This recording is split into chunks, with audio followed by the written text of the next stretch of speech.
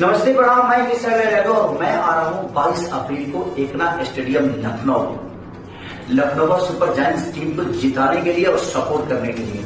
और एक न्योता आप सबको भी दे रहा हूँ कि आप लोग भी आइए और अपना प्यार भरपूर जिस तरह की साड़ी को देते हैं उसी तरह प्यार दीजिए। ये न्योता मेरी तरफ से है।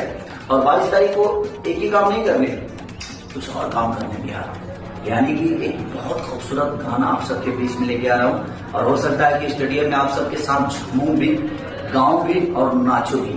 तो आप लोग 22 अप्रैल को आइए एकना स्टेडियम लखनऊ का सुपर जायंट्स को जिताने के लिए, सपोर्ट करने के लिए और ढेर सारा प्यार देने के लिए।